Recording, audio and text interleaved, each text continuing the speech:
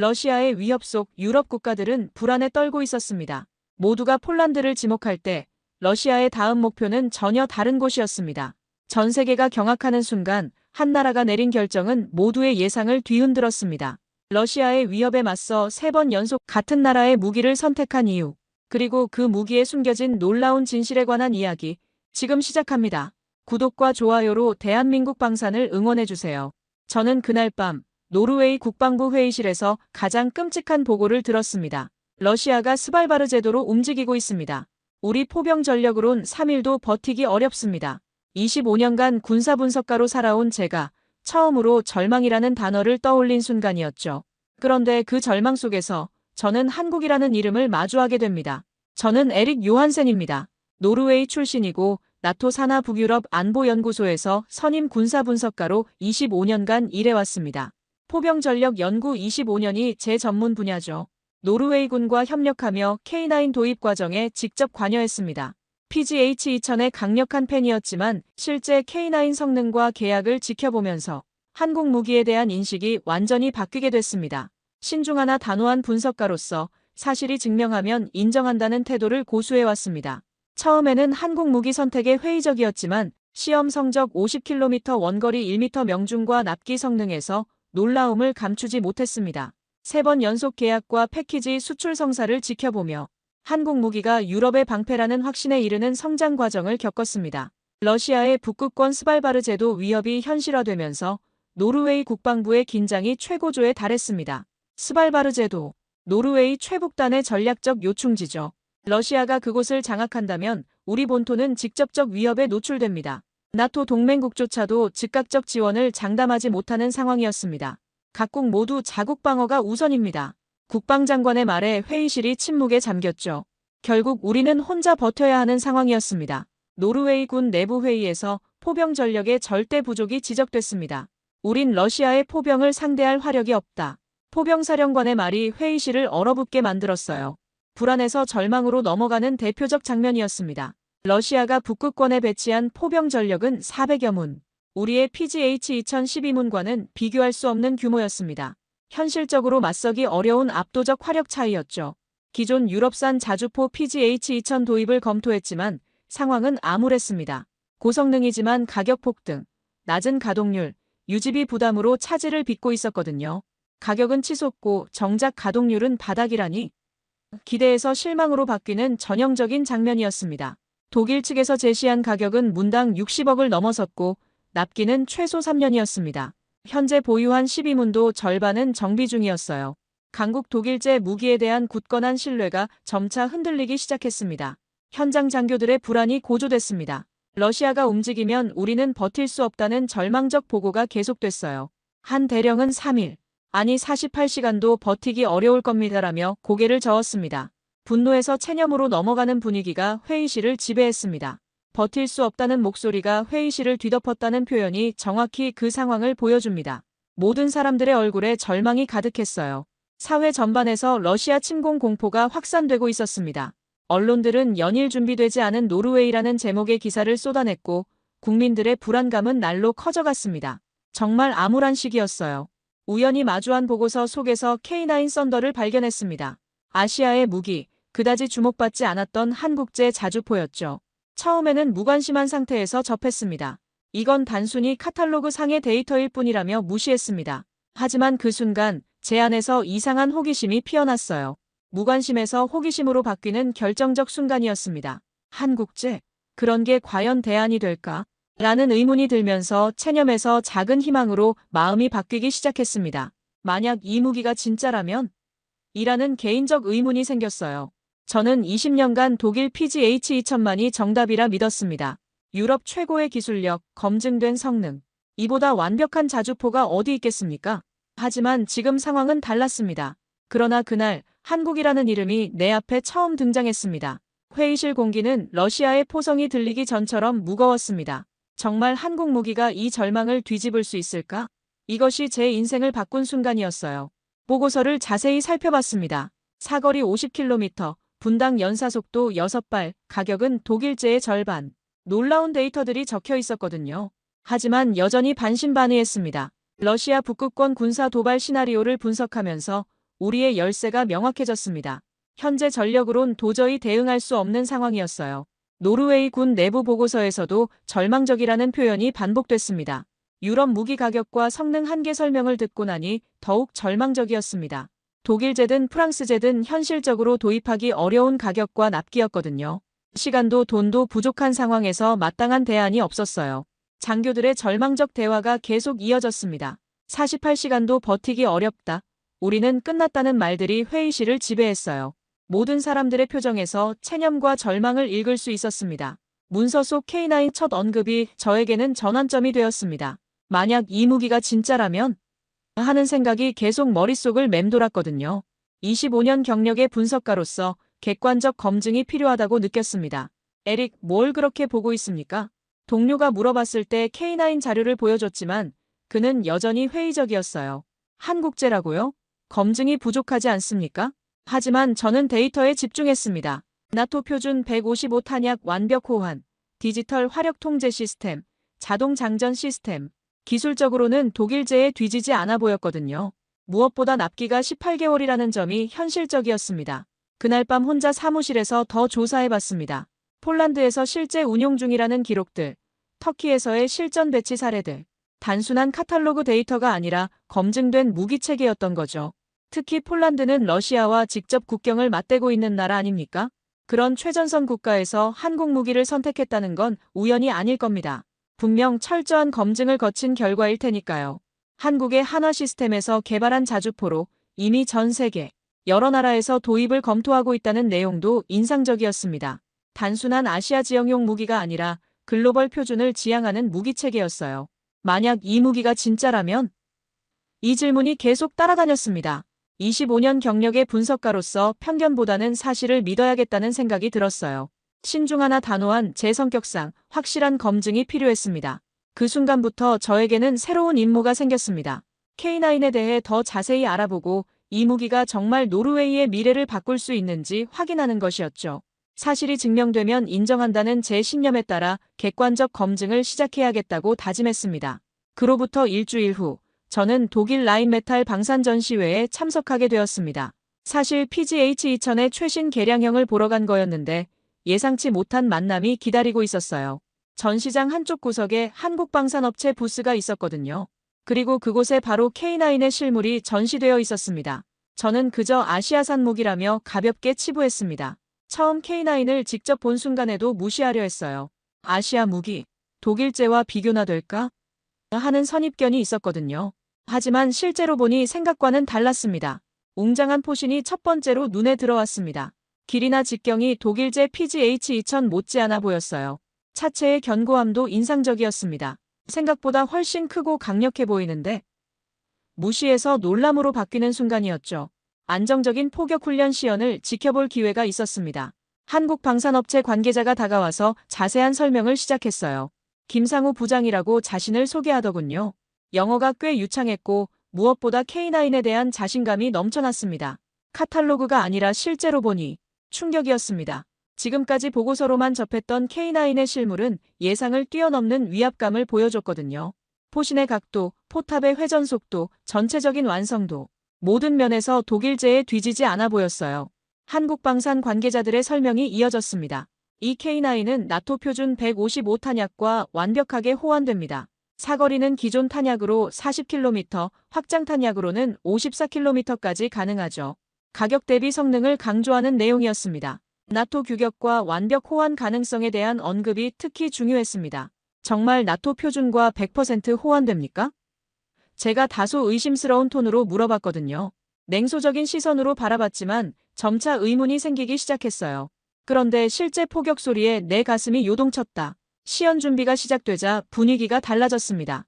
각국의 군사 관계자들이 모여들었고 저 말고도 노르웨이에서 온 동료 2명이 함께 있었어요. 제 내부의 저항이 여전히 남아 있었습니다. 독일제가 있는데 굳이 한국제? 25년간 독일 무기만 신뢰해온 제가 갑자기 마음을 바꾸기는 어려웠거든요.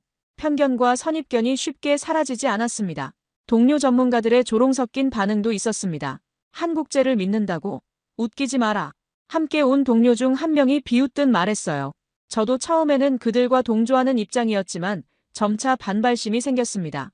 함께 있던 동료는 여전히 코웃음을 쳤지만 나는 달랐다. 같은 상황을 보면서도 제 시각이 조금씩 바뀌고 있었거든요. 25년 경력의 분석가로서 객관적으로 판단해야겠다는 생각이 들었어요. 그러나 첫 사격 시연에서 놀라운 결과가 나왔습니다. 연발 능력부터가 인상적이었어요. 분당 6발이라는 재원이 과장이 아니었습니다. 포격 간격이 정말 짧았거든요. 사거리 테스트에서도 예상을 뛰어넘는 성능을 보였습니다. 35km 표적에 대한 사격이었는데 명중 확인, 직격입니다. 라는 관측소에 무전이 들려왔어요. 회의에서 충격으로 바뀌는 결정적 순간이었습니다. 신속한 포격 전환 능력도 놀라웠습니다. 포격 후 즉시 진지 변환에 들어갔는데 30초 만에 이동을 시작했거든요. 이런 기동성은 생존성과 직결되는 중요한 요소였어요. 현장 노르웨이 장교들의 눈빛 변화를 느낄 수 있었습니다. 그들의 표정이 달라졌다. 처음에는 시큰둥하게 바라보던 장교들이 점점 진지한 표정으로 바뀌었어요. 냉소에서 진지함으로 넘어가는 전형적인 장면이었습니다. 저는 여전히 마음속 깊은 곳에서 회의적이었지만 확실히 무언가 달라지고 있었습니다. 이 무기에는 뭔가 설명하기 어려운 신뢰감이 느껴졌다. 데이터로는 설명할 수 없는 직관적인 확신이 생기기 시작했어요. K9 실물 외형을 자세히 살펴볼 기회가 있었습니다. 장갑의 두께, 포탑의 구조, 궤도 시스템의 견고함. 모든 면에서 독일제와 비교해도 손색이 없어 보였거든요. 오히려 일부 부분은 더 세련되게 보였습니다. 방산 전시회 현장 분위기도 K9에 유리하게 작용했습니다. 다른 아시아 국가들의 관계자들도 K9 부스에 관심을 보였고 유럽 업체들조차 신경 쓰는 모습이었어요. 단순한 지역용 무기가 아니라 글로벌 경쟁력을 가진 제품이라는 인상을 받았습니다. 한국 관계자의 자신감 넘치는 설명이 계속됐습니다. 폴란드에서 운용한 실제 데이터도 보여드릴 수 있습니다. 실전 데이터라면 카탈로그 수치보다 훨씬 신뢰할 수 있을 테니까요. 폴란드 운용 데이터를 봤을 때 정말 놀랐습니다. 가동률이 90%를 넘었고 정비 간격도 독일제보다 길었어요. 특히 혹독한 겨울 조건에서도 안정적으로 작동했다는 기록이 인상적이었습니다. 노르웨이의 추위를 생각하면 중요한 요소였거든요. 유럽 전문가들의 냉소적 반응도 있었습니다. 아시아 무기로 유럽을 지킨다고? 하지만 실제 성능을 본 후에는 말을 아끼는 분위기였어요. 데이터가 말하는 건 무시하기 어려웠거든요. 첫 사격 시연의 구체적 장면이 계속 머릿속에 맴돌았습니다. 포탄이 발사되는 순간의 화염, 포구에서 나오는 연기, 그리고 몇 초 후 들려온 명중 소리, 모든 게 인상적이었어요. 편견이 얼마나 위험한지 깨달은 순간이었어요. 가격 조건도 매력적이었습니다. 독일제의 60% 수준입니다. 그리고 납기는 계약 후 18개월 이내 가능합니다. 독일제가 3년 이상 걸린다는 점을 생각하면 엄청난 장점이었어요. 시연이 끝나고 동료들과 나눈 대화가 기억에 남습니다. 솔직히 성능은 인정해야겠어요. 하지만 아직도 마음 한구석에선 불안하네요. 한 동료의 말에 저도 공감했어요. 검증이 부족하다는 우려는 여전했거든요. 하지만 현실을 생각하면 완벽한 검증을 기다릴 시간이 있을까 하는 의문도 들었습니다. 러시아는 매일 위협의 수위를 높이고 있었고 우리에게는 당장 사용할 수 있는 무기가 필요했거든요. 그날 밤 호텔에서 긴 보고서를 작성했습니다. K9의 장단점을 객관적으로 분석하고 독일제와의 상세한 비교 자료도 정리했어요. 시간과 비용 측면에서 K9이 압도적으로 유리하다는 결론이 나왔습니다. 폴란드에서 놀라운 소식이 들려온 것도 그 무렵이었습니다. K9을 추가로 대량 주문했다는 뉴스였어요. 폴란드가 왜 또 한국제를 선택했을까? 이 의문이 저를 더욱 깊은 고민에 빠뜨렸습니다. 처음에는 호기심 정도였지만 이제는 진지한 검토 대상이 되었습니다. 정말 한국 무기로 러시아를 막을 수 있을까? 이 질문에 대한 답을 찾기 위해 더 많은 자료가 필요했어요. 저는 그날 처음으로 깨달았습니다. 이제 더 이상 독일이나 미국 같은 전통 강국의 무기만이 답은 아니라는 것을요. 한국이라는 새로운 선택지가 우리 앞에 나타났고 이를 진지하게 고려해야 할 때가 온 것 같았습니다. 저는 그로부터 몇 주 후 미군 시험장에서 제 인생을 바꿀 순간을 맞이했습니다. 노르웨이 수출용 K9 모델이 엑스칼리버 정밀 유도탄과의 호환성 시험을 받게 된 거였어요. 50km 떨어진 목표물을 향한 사격이었습니다. 50km 거리, 그 긴장감은 마치 전쟁과 같았습니다. 저는 손에 땀을 쥐고 있었어요. 지금까지 우리가 가장 우려했던 게 바로 이거였거든요. 한국 무기가 서방 정밀 유도탄과 제대로 호환될 수 있을까 하는 의문 말이죠. 미군 시험장에서 진행된 이 테스트는 K9의 운명을 결정할 중요한 순간이었습니다. 노르웨이 수출 모델 K9이 투입됐고 엑스칼리버 정밀 유도탄이 장전됐어요. 실패하면 모든 계획이 물거품이 될 상황이었죠. 시험 당일, 저는 관측소에서 K9을 바라보고 있었습니다. 노르웨이 군 관계자들과 미군 시험 책임자들이 함께 있었어요. 모두들 긴장한 표정이었죠. 시험 전 불안이 극에 달한 상태였습니다. 혹시 실패하면 모든 게 끝이다. 저는 속으로 이렇게 중얼거렸어요. 지금까지 K9에 대해 긍정적으로 검토해왔는데 이 시험 결과가 모든 걸 좌우할 테니까요. 발사 준비. K9 조작수의 목소리가 들렸습니다. 엑스칼리버 포탄이 장전되고 화력 통제 시스템이 최종 조준을 마쳤어요. 50km. 정말 먼 거리였습니다. 과연 명중할 수 있을까요? 발사. 명령이 떨어지자마자 거대한 폭음이 울렸습니다. 포탄이 표적에 꽂히는 순간 침묵이 흐르고 모두가 숨을 멈췄습니다. 저는 그 순간을 평생 잊지 못할 것 같았어요. 시험 순간의 긴장감은 말로 표현하기 어려웠습니다. 회의에서 경악으로 바뀌는 과정이었죠. 50km라는 거리가 주는 부담감과 성공에 대한 간절한 기대가 교차했습니다. 몇 분 후 관측 결과가 들어왔습니다. 원형 공산 1m 미만. 담당자의 목소리에 저는 귀를 의심했어요. 1m 미만이라니. 이게 정말 가능한 일입니까? 결과 확인 순간 경악에서 존경으로 감정이 바뀌었습니다. 기존 엑스칼리버의 평균 성능이 4m 정도라는 걸 생각하면 이건 정말 압도적인 결과였습니다. K9이 엑스칼리버보다도 뛰어난 정밀도를 보여준 거였어요. 현장에 있던 전문가들이 모두 경악했습니다. 이게 정말 가능한 일입니까? 미군 시험 책임자조차 믿기 어렵다는 표정이었어요. 노르웨이 측 장교들도 서로 눈빛을 주고받으며 놀라워했습니다. 1m. 그 수치를 본 순간 내 머릿속의 모든 의심이 무너졌습니다. 저는 25년간 독일 PGH-2000만이 최고라고 믿어왔는데 그 믿음이 완전히 뒤바뀐 거였어요. 의심에서 확신으로 넘어가는 결정적 순간이었습니다. 노르웨이 측의 최대 우려가 해소되는 순간이었습니다. 한국 무기가 서방 정밀 유도탄과 호환되지 않으면 어쩌나 하는 걱정이 완벽하게 해결된 거였죠. 우리의 최대 우려사항이 완전히 사라진 겁니다. 장교와 정책 결정자들의 신뢰도가 급상승했습니다. 이제 더 이상 걱정할 필요가 없겠네요. 한국 무기가 서방 정밀 유도탄과 완벽하게 호환된다는 게 증명됐으니까요. 노르웨이 포병사령관의 말이었어요. 제 내적 갈등의 종결이 이루어졌습니다. 이제 더 이상 부정할 수 없다. 저는 동료들에게 말했습니다. 25년간 쌓아온 편견과 선입견이 하루 만에 무너진 거였어요. 나는 20년간 독일 PGH-2000만이 정답이라 믿었다. 하지만 그날의 시험 결과는 제 모든 생각을 바꿔놓았습니다. 20년간 믿어온 독일제 우월 신화가 그날 완전히 붕괴됐어요. 한국 무기에 대한 첫 진정한 확신이 그때부터 싹트기 시작했습니다. 이제 K9은 단순한 대안이 아니라 진정한 해답이 될 수 있다고 확신했습니다. 시험장 긴장된 분위기가 완전히 바뀌었습니다. 처음에는 의심과 불안이 지배적이었는데 결과 발표 후에는 경탄과 존경으로 바뀌었어요. 모든 사람들의 K9을 보는 시선이 달라졌습니다. 포탄 낙하 순간의 묘사를 정확히 기억합니다. 하늘 높이 올라간 포탄이 포물선을 그리며 목표 지점으로 향하는 모습, 그리고 정확히 착탄하는 순간. 정말 완벽했어요. 동료 전문가들의 충격적 표정 변화도 인상적이었습니다. 정말 믿기 어려운 결과네요. 한국 기술이 이 정도일 줄이야. 이런 말들이 여기저기서 들렸어요. 모두들 한국 무기에 대한 인식을 바꾸고 있었습니다. 제 내적 갈등과 깨달음의 과정이 복잡했습니다. 25년간 형성된 편견을 하루 만에 버린다는 게 쉽지 않았거든요. 하지만 데이터 앞에서는 어쩔 수 없었어요. 사실이 모든 걸 증명했습니다. K9 성능과 서방 무기 비교 설명을 들어보니 더욱 놀라웠습니다. 단순히 호환되는 수준이 아니라 기존 서방제, 자주포보다 더 정확하게 서방 정밀 유도탄을 운용할 수 있다는 게 증명됐거든요. 시험 후 브리핑에서 미군 측도 놀라움을 감추지 못했습니다. K9의 화력 통제 시스템이 엑스칼리버와 이렇게 완벽하게 연동될 줄은 몰랐습니다. 기술 책임자의 말이었어요. 이는 단순한 호환성을 넘어선 차원의 문제였습니다. K9이 서방의 최첨단 정밀 유도탄을 독일제나 미국제, 자주포보다도 더 정확하게 운용할 수 있다는 게 증명됐거든요.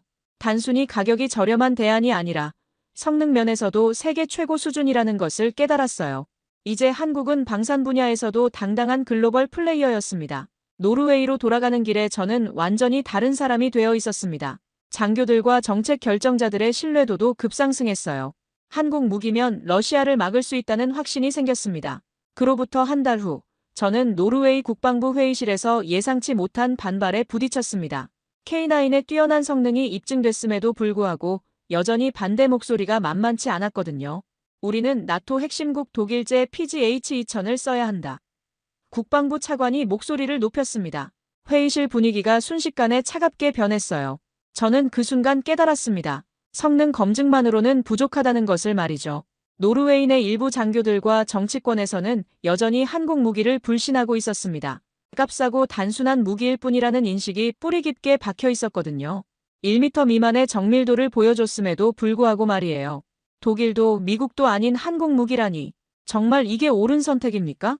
한 장성이 의심스러운 표정으로 말했습니다.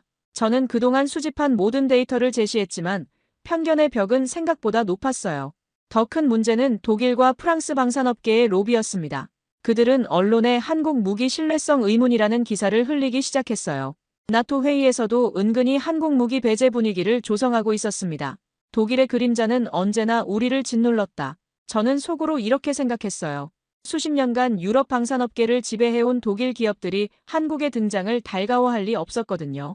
어느 날 아침 노르웨이 주요 일간지에 충격적인 기사가 실렸습니다. 한국제 자주포, 과연 믿을 수 있나? 라는 제목이었어요. 기사 내용은 한국 무기를 값싼 동양산으로 비하하는 내용으로 가득했습니다. 그들은 한국 무기를 값싼 동양산으로 비하했다. 그 기사를 읽는 순간 저는 분노가 치밀었어요. 1m 미만의 정밀도를 보여준 무기를 두고 이런 식으로 폄하하다니 정말 공정하지 못한 처사였습니다. 회의실에서 더 큰 논란이 불거졌습니다. 정밀 유도탄을 확보하지 못하면 K9은 반쪽짜리다.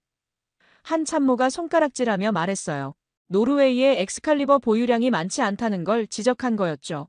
정밀탄 부족은 치명적 약점이었지만 그것이 K9의 가치를 지우진 못했다. 저는 이렇게 반박했습니다. 하지만 정밀 유도탄 부족 문제는 분명 아킬레스건이었어요. 아무리 뛰어난 자주포라도 탄약이 없으면 무용지물이니까요. 동료 전문가들 사이에서도 의견이 갈렸습니다. 에릭, 당신이 너무 성급한 것 아니오? 20년간 함께 일해온 동료가 우려스러운 표정으로 말했어요. 검증되지 않은 무기에 우리 안보를 맡긴다는 게 과연 옳을까요? 저는 그들의 조롱과 손가락질 사이에서 고민에 빠졌습니다. 그러나 내 눈은 거짓말을 하지 않았다. 나는 그날의 1m를 기억한다. 미군 시험장에서 목격한 그 놀라운 정밀도를 잊을 수 없었거든요. 내부 갈등이 심화되는 가운데 저는 점점 고립되어가는 느낌이었습니다. 25년간 쌓아온 동료들과의 관계도 흔들리기 시작했어요. 한국 무기 옹호자라는 시선을 받으며 말이죠. 독일제 대신 한국제라니 미친 선택이라는 말까지 나왔다. 복도에서 우연히 들은 대화였는데 정말 가슴이 아팠어요. 객관적 데이터보다 편견이 더 강한 힘을 발휘하고 있었습니다. 그런데 바로 그때 예상치 못한 소식이 들려왔습니다. 폴란드가 K9 대량 도입 계약을 발표한 거예요. 단순한 소량 도입이 아니라 수백문 규모의 대규모 계약이었습니다. 폴란드의 선택은 우리의 갈등에 강력한 신호를 던졌다. 저는 이 소식을 들은 순간 희망을 느꼈어요. 폴란드는 러시아와 직접 국경을 맞대고 있는 나라 아닙니다. 그런 최전선 국가가 한국 무기를 대량으로 선택했다는 건 우연이 아니겠죠. 회의실 분위기가 미묘하게 변하기 시작했습니다. 폴란드조차 K9을 선택했다. 이건 단순한 선택이 아니다. 몇몇 장교들이 폴란드 계약에 대해 진지하게 논의하기 시작했어요. 하지만 여전히 반대파들은 완강했습니다. 폴란드는 폴란드고 우리는 우리입니다. 국방부 차관이 강하게 반발했어요. 노르웨이는 나토의 핵심 회원국으로서 독일제 무기를 사용해야 합니다. 저는 그때 깨달았습니다. 이건 단순한 무기 선택의 문제가 아니라는 것을 말이죠. 유럽 내 기득권 구조와 전통적인 군사동맹 체계에 대한 도전이었던 거예요. 우리가 한국 무기로 미래를 설계할 줄이야. 저는 스스로에게 물어봤습니다. 정말 이게 옳은 선택일까요? 아니면 제가 너무 성급하게 판단하고 있는 걸까요? 그러던 중 독일 측에서 PGH-2000의 최신 견적서가 들어왔습니다. 가격은 이전보다 20% 더 올랐고 납기는 4년으로 연장됐어요. 반면 한국의 K9은 여전히 18개월 납기와 합리적인 가격을 유지하고 있었습니다. 시간도 없고 돈도 없는 상황에서 무엇을 선택해야 할까요? 저는 회의 참석자들에게 냉정하게 물어봤어요. 이상론만 가지고는 러시아를 막을 수 없습니다. 정밀 유도탄 문제에 대해서도 저는 나름의 해법을 제시했습니다. 일단 K9을 도입하고 정밀 유도탄은 단계적으로 확보해 나가면 됩니다. 완벽한 준비를 기다리다가는 너무 늦을 수도 있어요. 동료들 사이에서는 여전히 의견이 분분했습니다. 에릭의 말도 일리가 있어. 하지만 위험 부담이 너무 크지 않나? 이런 식으로 논쟁이 계속됐어요. 저는 그 과정에서 많은 것을 배웠습니다. 아무리 뛰어난 성능을 보여줘도 편견과 기득권의 벽을 넘는 건 쉽지 않다는 것을 말이죠. 하지만 포기할 수는 없었어요. 노르웨이의 안보가 걸린 문제였거든요. 폴란드조차 한국을 선택했는데 우리가 못할 이유가 있을까요? 저는 마지막으로 이렇게 말했습니다. 동유럽 최전선 국가의 선택이 우리에게 주는 메시지는 분명했어요. 회의가 끝나고 저는 혼자 사무실에 남아 생각에 잠겼습니다. 의심과 확신 사이에서 계속 흔들리고 있었지만 한 가지는 분명했어요. 현실적 대안이 그리 많지 않다는 사실 말이죠. 그로부터 2달 후, 저는 노르웨이 북부 훈련장에서 작은 기적을 목격했습니다. K-10 탄약 보급 장갑차가 K9과 함께 세트로 처음 실전 배치된 날이었거든요. K-10이 단 몇 분 만에 보급을 끝낸 장갑차는 마치 마법 같았다. 저는 그 광경을 보며 감탄했어요. 지금까지 포병 운용에서 가장 큰 문제 중 하나가 바로 탄약 보급이었거든요. 그런데 K-10이 그 모든 걱정을 한 번에 해결해버린 거였습니다. 훈련 시나리오는 이랬습니다. K9 자주포가 집중 사격을 실시한 후 탄약이 떨어지면 K-10이 신속하게 보급하는 방식이었어요. 기존에는 트럭으로 탄약을 실어 나르느라 시간이 오래 걸렸는데 K-10은 완전히 다른 차원이었습니다. 몇 분 만에 보급 완료. 훈련 통제소에서 확인 신호가 들어왔습니다. K-10이 K9 옆에 바짝 붙어서 자동화된 시스템으로 탄약을 공급하는 모습이 정말 인상적이었어요.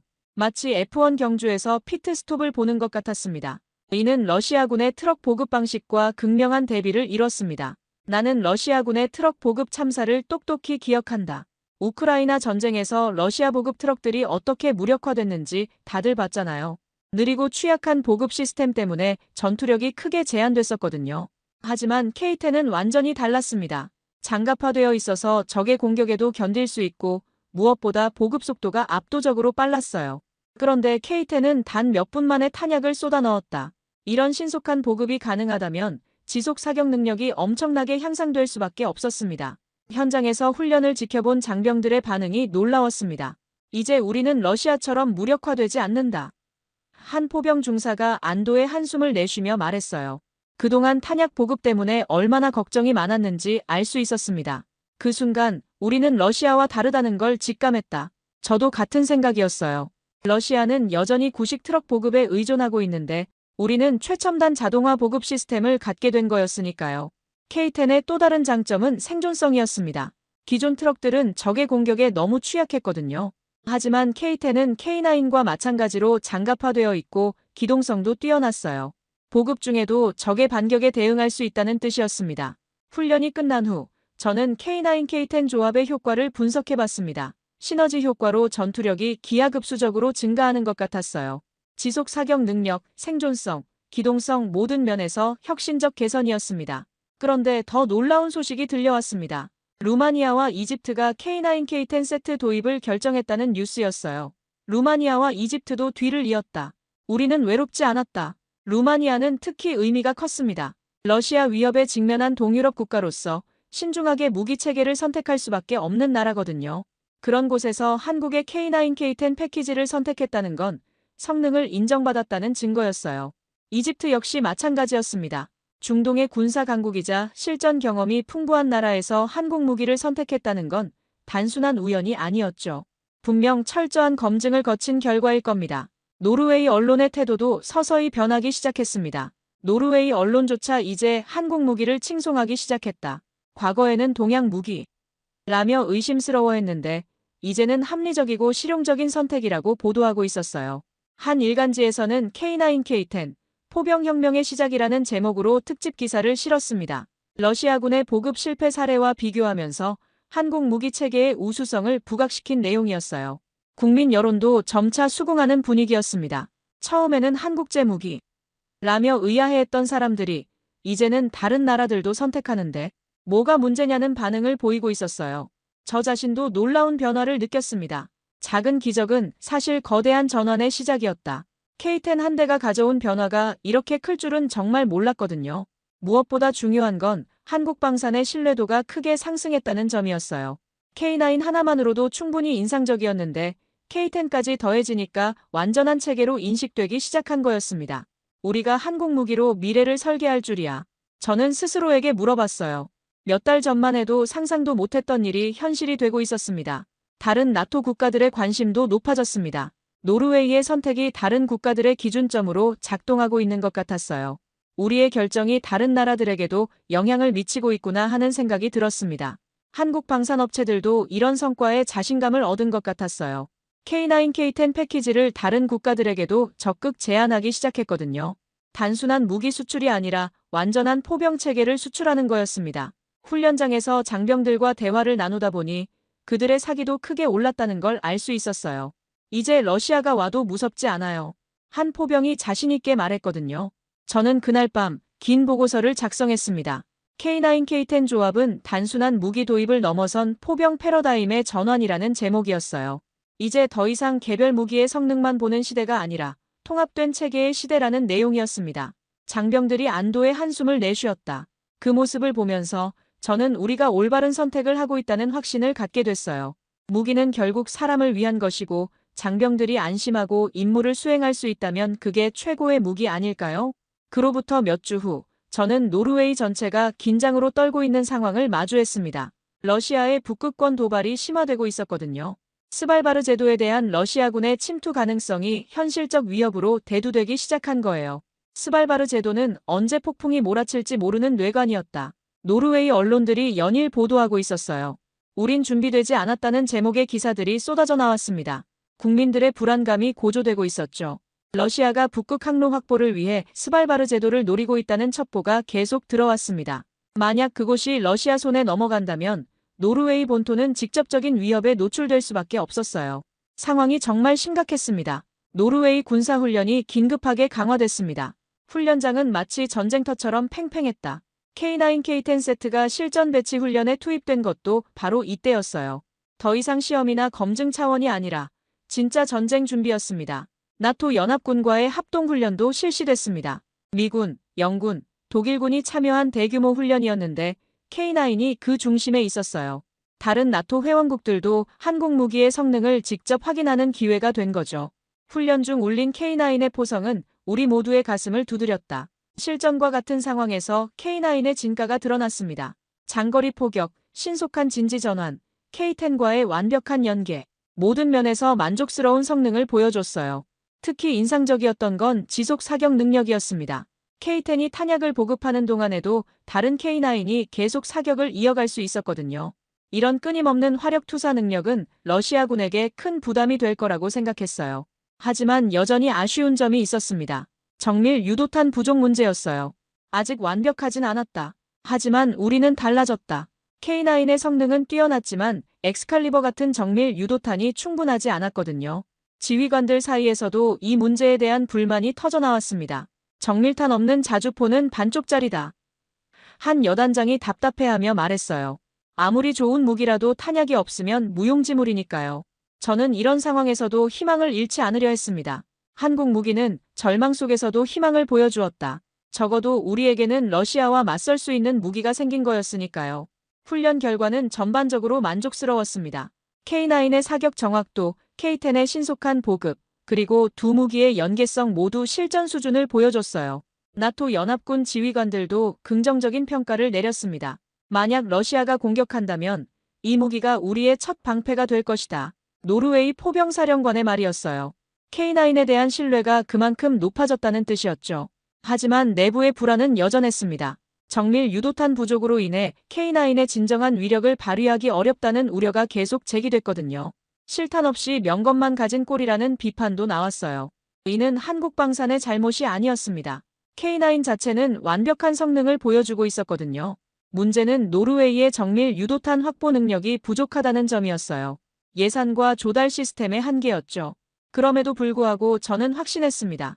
적어도 이제 우리는 빈손으로 러시아를 맞지 않는다. K9, K10 조합만으로도 충분히 위협적인 전력이 될 수 있었거든요. 훈련 기간 중에도 러시아의 도발은 계속됐습니다. 정찰기들이 우리 영공 근처를 맴돌고 잠수함들이 노르웨이 해역에서 활동하고 있다는 첩보가 들어왔어요. 긴장감이 최고조에 달했습니다. 우리는 더 이상 맨주먹이 아니었다. 저는 이렇게 생각했어요. 비록 완벽하지는 않지만 적어도 러시아와 맞설 수 있는 무기가 있다는 건 큰 위안이었습니다. 나토 연합훈련에서 K9의 활약을 본 다른 나라 지휘관들도 관심을 보였습니다. 노르웨이가 좋은 선택을 했네요. 영국군 포병 지휘관의 말이었어요. 한국 무기에 대한 국제적 인정도 높아지고 있었습니다. 훈련이 끝나고 저는 종합평가보고서를 작성했습니다. K9K10은 러시아 위협에 대응할 충분한 전력이라는 결론이었어요. 정밀 유도탄 문제는 남아있지만 전반적으로는 만족스러운 성과였습니다. 장병들의 사기도 크게 높아졌습니다. 이제 러시아가 와도 무섭지 않다는 말들이 여기저기서 들렸어요. 무기에 대한 신뢰가 곧 전투 의지로 이어지고 있었습니다. 한국은 우리에게 단순한 무기가 아니라 체계를 주었다. 저는 이렇게 평가했어요. K9 하나만 준 게 아니라 K10과 함께 완전한 포병 시스템을 제공했거든요. 하지만 여전히 마음 한구석에는 아쉬움이 남아 있었습니다. 그러나 탄약 창고는 아직 비어 있었다. 정밀 유도탄 확보가 우리의 다음 과제였어요. 러시아의 위협이 지속되는 상황에서 K9은 우리에게 희망을 주었습니다. 완벽하지는 않았지만 적어도 절망적이지는 않았거든요. 그것만으로도 충분히 의미 있는 변화였어요.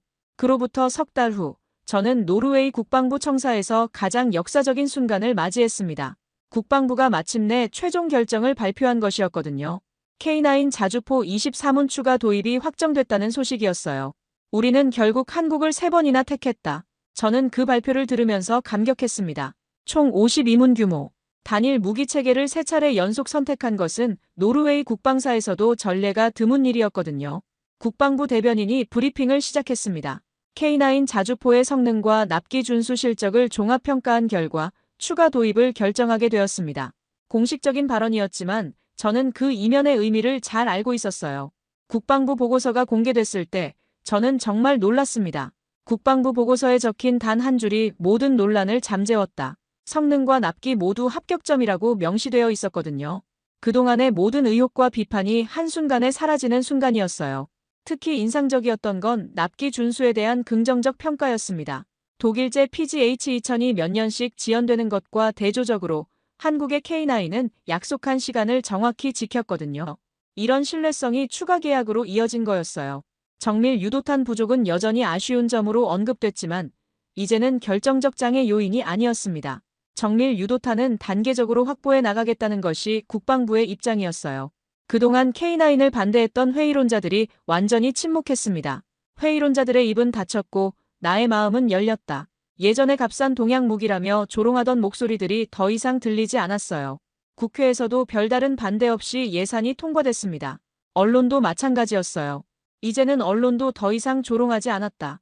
오히려 현명한 선택이라고 평가하는 기사들이 나오기 시작했습니다.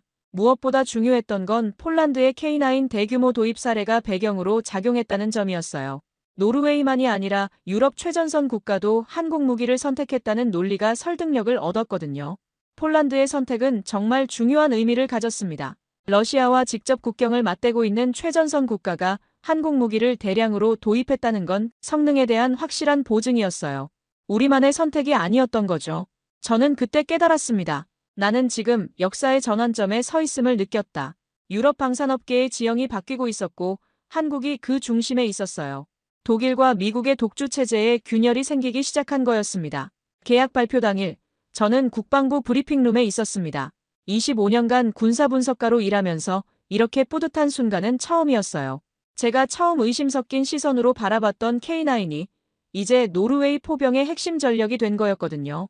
한국 방산업체 관계자들도 참석했는데 그들의 표정이 정말 밝았어요.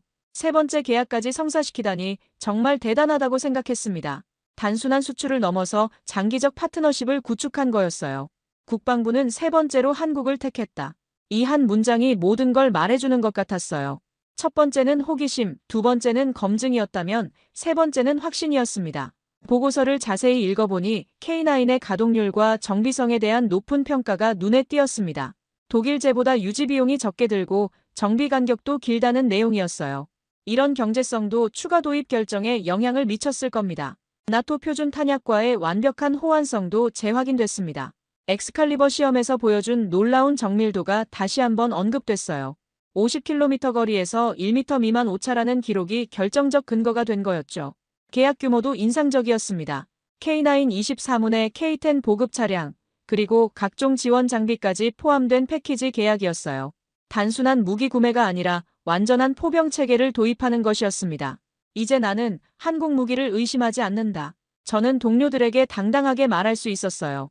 25년간 독일제만 신뢰했던 제가 완전히 달라진 거였습니다. 정치권의 반응도 긍정적이었습니다. 러시아 위협에 효과적으로 대응할 수 있는 현실적 선택이라는 평가가 줄을 이뤘어요. 더 이상 왜 한국 무기냐는 질문은 나오지 않았습니다. 언론 보도도 완전히 달라졌습니다. 한국 K9, 노르웨이 방어의 핵심이라는 제목의 기사들이 나왔어요.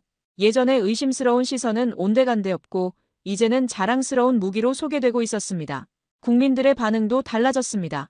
처음에는 한국제 라며 의아해했던 사람들이 이제는 폴란드도 선택한 무기라며 자부심을 보이고 있었어요. 여론의 변화가 확실히 느껴졌습니다. 저는 그날 밤 긴 회고록을 작성했습니다. 독일제 PGH-2000에서 한국제 K9으로라는 제목이었어요. 제 개인적인 인식 변화가 곧 노르웨이 전체의 변화를 대변하는 것 같았거든요. 독일도 미국도 아닌 한국 무기가 우리를 지키고 있다. 이제 이 말을 자신 있게 할 수 있었어요. 편견을 넘어선 현실적 선택이 얼마나 중요한지 깨달았습니다. 3번의 연속 계약은 단순한 무기 도입을 넘어선 의미가 있었습니다. 한국과 노르웨이 간의 방산 협력이 장기적 파트너십으로 발전했다는 증거였어요. 이제 우리는 한국 방산의 든든한 파트너가 된 거였습니다. 3번째 K9 계약이 발표된 직후 저는 노르웨이 포병의 미래가 완전히 바뀌었다는 것을 실감했습니다. 52문의 K9. 이제 러시아의 북극권 위협 속에서도 우리는 더 이상 무력하지 않았어요. 만약 내 손에 K9이 없다면 러시아의 포성이 너무 가까웠을 것이다. 스발바르 제도를 둘러싼 긴장이 계속되는 상황에서 K9은 단순한 무기를 넘어선 상징적 의미를 갖게 됐습니다. 우리의 방어 의지를 보여주는 확실한 증거였거든요. 러시아도 우리의 변화를 주목하고 있었어요. 노르웨이가 52문의 K9을 배치했다는 소식은 그들에게도 상당한 부담이 될 터였습니다. 예전처럼 노르웨이는 쉬운 상대라고 생각할 수는 없을 테니까요. K9, K10 패키지 수출의 성공은 한국 방산업계에 새로운 전환점을 만들어냈습니다. 한국은 우리에게 단순한 무기가 아니라 체계를 주었다. 개별 무기가 아니라 완전한 포병 운용 시스템을 제공한 거였어요. 이제 한국 방산의 글로벌 표준화가 본격적으로 시작되고 있었습니다. 노르웨이의 3차례 연속 선택이 다른 국가들에게 강력한 신호를 보낸 거였죠. 검증된 무기라는 인증서를 받은 셈이었어요. 유럽 각국의 관심도 폭발적으로 증가했습니다. 루마니아와 이집트가 이미 K9을 도입했고 이제 체코, 슬로바키아, 심지어 핀란드까지 K9에 관심을 보이고 있다는 소식이 들려왔어요. 우리의 선택이 다른 나라들의 길잡이가 되었다. 노르웨이가 먼저 길을 열어준 결과 다른 유럽 국가들도 한국 무기를 진지하게 검토하기 시작한 거였습니다. 특히 폴란드의 대량 도입과 노르웨이의 연속 선택이 결합되면서 한국 무기에 대한 신뢰도가 급상승했어요. 동유럽 최전선국과 북유럽 핵심국이 모두 선택한 무기라는 타이틀은 정말 강력했습니다. 저 개인적으로도 놀라운 변화를 겪었습니다. 회의론자에서 시작해서 신뢰자를 거쳐 이제는 존경하는 단계에 이르렀거든요. 이제 나는 한국 무기를 존경한다. 25년 경력의 군사 분석가로서 이런 인식 전환을 경험한다는 게 신기했어요. 한국 방산의 접근 방식이 유럽 고객들에게 신선한 충격을 주고 있었습니다. 나는 한국 무기를 보며 배운다. 겸손과 혁신을. 기존 서방 방산업체들의 오만함과는 전혀 다른 자세였어요. 독일이나 미국 업체들은 우리 무기를 사라는 식이었다면 한국 업체들은 고객이 원하는 무기를 만들어주겠다는 자세였거든요. 이런 차이가 결국 K9의 성공으로 이어진 것 같았어요. K9의 역사적 의미를 생각해보면 이는 단순한 무기 도입을 넘어선 패러다임 전환이었습니다. 한국은 무기와 함께 신뢰를 수출했다. 이제 한국은 방산 분야에서도 당당한 글로벌 플레이어로 자리 잡았어요. 이제 유럽의 안보 지형에는 한국이 새겨졌다. 독일, 미국, 프랑스 등 전통 방산 강국들의 독점 체제에 균열이 생긴 거였습니다. 구매국 입장에서는 선택의 폭이 넓어졌다는 의미였죠. 나토 회의에서도 한국 무기에 대한 언급이 늘어나고 있었어요. 한국제 무기도 나토 표준을 완벽하게 지원한다는 인식이 확산되고 있었거든요. 더 이상 아시아 무기라는 편견은 설 자리가 없었어요. 노르웨이 내에서도 K9에 대한 자부심이 높아졌습니다. 우리가 먼저 한국 무기의 가치를 알아봤다는 식으로 말하는 사람들이 늘어났어요. 선구자적 선택에 대한 뿌듯함이었죠. 언론의 태도 변화도 놀라웠습니다. 예전에는 한국제 라며 의심했던 기자들이 이제는 노르웨이가 선택한 세계 최고 자주포라고 보도하고 있었어요. 장병들의 반응이 가장 중요했습니다. 실제로 K9을 운용하는 포병들이 이 무기면 러시아와 맞설 수 있다고 자신있게 말하고 있었거든요. 무기에 대한 신뢰가 곧 전투 의지로 이어지고 있었어요. 한국 방산업체들도 이런 성과에 힘입어 더욱 적극적으로 유럽 시장에 진출하고 있었습니다. K9의 성공이 다른 한국제 무기들의 문을 열어주는 역할을 하고 있었어요. 만약 러시아가 움직이면 우리는 한국 무기로 맞설 것이다. 이 말이 더 이상 허세가 아니라 현실이 됐습니다. K9 52문의 위력은 러시아도 무시할 수 없을 테니까요. 저는 이제 확신을 갖고 말할 수 있었어요. 한국은 단순한 무기를 넘어서 신뢰와 미래를 수출하고 있다. K9이 보여준 것은 단순한 기술력이 아니라 고객에 대한 진정성이었습니다. 25년간 독일제만 믿어왔던 제가 이렇게 변할 줄이야. 독일도 미국도 아닌 한국 무기가 우리를 지키고 있다는 현실을 받아들이게 됐어요. 러시아의 위협이 지속되는 상황에서 K9은 우리에게 든든한 버팀목이 되고 있습니다. 스발바르 제도를 향해 정렬된 K9들을 볼 때마다 저는 한국에 대한 감사함을 느끼게 돼요. 이제 저는 자부심을 담아 말합니다. 한국은 단순한 무기를 넘어서 신뢰와 미래를 수출하고 있다. 그리고 그 신뢰와 미래가 지금 노르웨이의 안보를 든든하게 지켜주고 있다고 말입니다. 오늘 사연에 대한 여러분의 생각을 댓글로 남겨주세요. 감동문클에서는 여러분의 소중한 마음을 모아 사연 주인공들에게 전해드리고 있습니다. 여러분 주변에 감동적이거나 재미있는 실제 사연들을 제보받고 있으니 언제든 저희 공식 메일로 제보해주세요. 오늘 들려드린 사연에 공감하셨다면 구독과 좋아요 눌러주시고 주변 분들과도 공유해주세요. 여러분의 작은 관심과 응원이 영상 제작에 큰 힘이 됩니다. 오늘도 여러분의 하루의 작은 즐거움이라도 되었기를 바라며 지금까지 감동문클이었습니다. 끝까지 시청해주셔서 감사합니다. 다음에 더 감동적인 사연으로 찾아뵙겠습니다.